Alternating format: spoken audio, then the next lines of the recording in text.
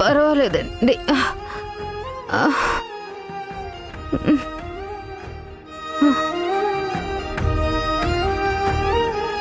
శ్రీకర్ గారు, నేను టాబ్లెట్లు రాసిస్తాను, అవి రెగ్యులర్గా వాడండి. అలాగే డాక్టర్.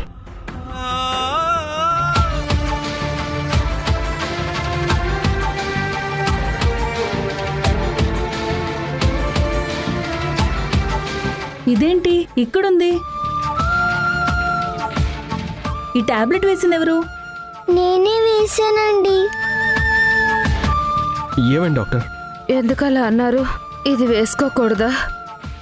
దీనివల్ల ఏమైనా సమస్య? చెప్పండి డాక్టర్.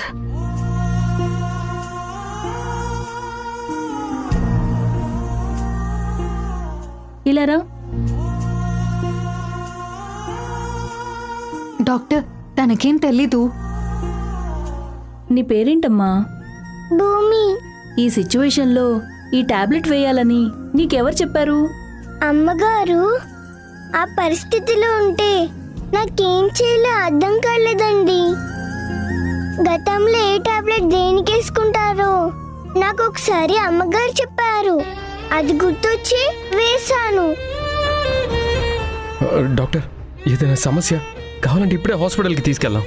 ఏం అవసరం లేదు శ్రీకర్. ఒక విధంగా ఈ అమ్మాయి చేసిన పని పెద్ద ప్రమాదాన్ని తప్పించింది.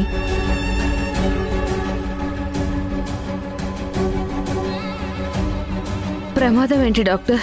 మీరు చాలా అదృష్టవంతులు పార్వతమ్మ గారు. ఈ టాబ్లెట్ పాప వేయకపోతే మీకు పెరాలసిస్ వచ్చేది.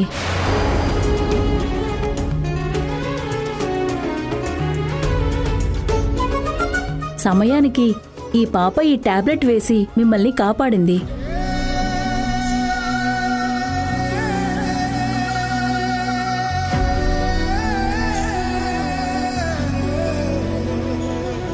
పాపా, నువ్వు చాలా మంచి పని చేసావమ్మా. Very good. నువ్వు కూడా పెద్దయ్యాక నాలాగే పెద్ద డాక్టర్ అవ్వాలి, సరేనా? అలాగేనండి. భూమి, ఎంత పని చేసావే. థ్యాంక్స్ భూమి.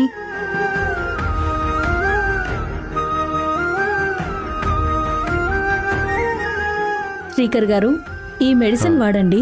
మళ్ళీ ఏదైనా అబ్నార్మల్ గా ఉంటే నాకు ఫోన్ చేయండి. అలాగే డాక్టర్. పార్వతమ్మ గారు, జాగ్రత్త అండి.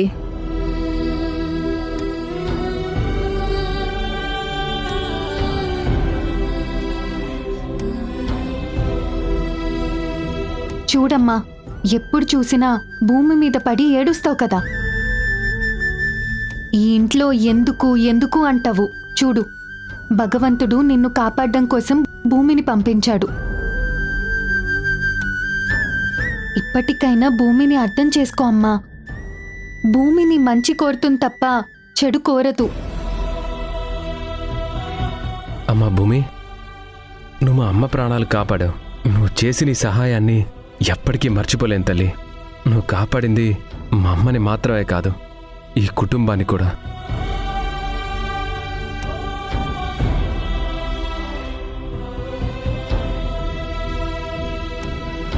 అమ్మా, ఇప్పటికైనా భూమి మీద కోపాన్ని తగ్గించుకో. లేనిపోని ఊహించుకోవడం వల్లే నీ ఆరోగ్యం ఇలా అయింది. ఐశ్వర్యం అంటే ఆస్తులు అంతస్తులు కాదమ్మా, ఆరోగ్యం. దాన్ని కాపాడుకో.